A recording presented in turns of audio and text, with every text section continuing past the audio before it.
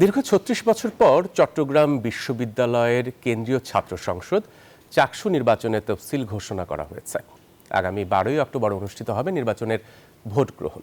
তবে নির্বাচনের গঠনতন্ত্র নিয়ে রয়েছে শিক্ষার্থীদের নানান অভিযোগ। সময় নির্ধারণ নিয়েও রয়েছে প্রশ্ন। রতন দাসের ছবিতে বিশ্ববিদ্যালয়ের প্রতিনিধি তামিমকে সাথে নিয়ে নয়ন বড়ুয়া জয়ের রিপোর্ট। ৩৬ বছর পর চাকসু নির্বাচনের ডামাডোল বাজতে শুরু করেছে এবার। বৃহস্পতিবার বিকেল ৩:৩০টার দিকে বিশ্ববিদ্যালয়ের সমাজবিজ্ঞান অনুষদে নির্বাচনের তফসিল ঘোষণা করেন চাকসুর নির্বাচন কমিশনার অধ্যাপক মনির উদ্দিন। নির্বাচন হবে ১২ অক্টোবর। ১ তারিখ ওপেন হবে, ৪ তারিখ পর্যন্ত কোথাও কোনো অসঙ্গতি থাকলে, কারো কোনো আপত্তি থাকলে তার নিজের ডিপার্টমেন্টের মাধ্যমে আমাদের কাছে জানানো হবে। আপত্তি রিজলভ করার জন্য আমরা ৪ থেকে ১১ তারিখ পর্যন্ত সময় নিয়েছি। ইসি বলেন নির্বাচনের মোট খসড়া ভোটার ২৫,৭৫২ জন।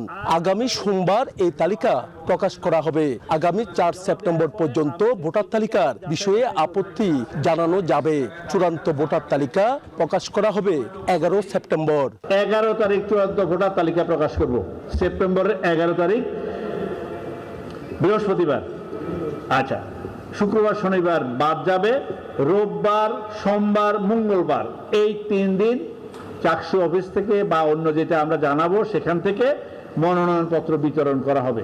তবে নির্বাচনের গঠনতন্ত্র নিয়ে রয়েছে শিক্ষার্থীদের নানা অভিযোগ। তারা যে গঠনতন্ত্র প্রণয়ন করেছে, এই গঠনতন্ত্রের অধীনে যদি নির্বাচন হয়, এটা ইতিহাসে একটা কালো অধ্যায় রচিত হবে।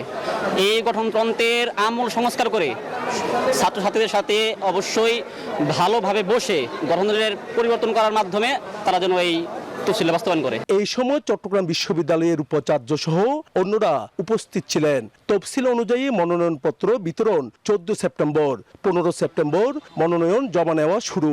মনোনয়নপত্র জমা নেওয়ার শেষ তারিখ ২৭ সেপ্টেম্বর। নয়ন বড়ুয়া জয়, নিউজ 24, চট্টগ্রাম।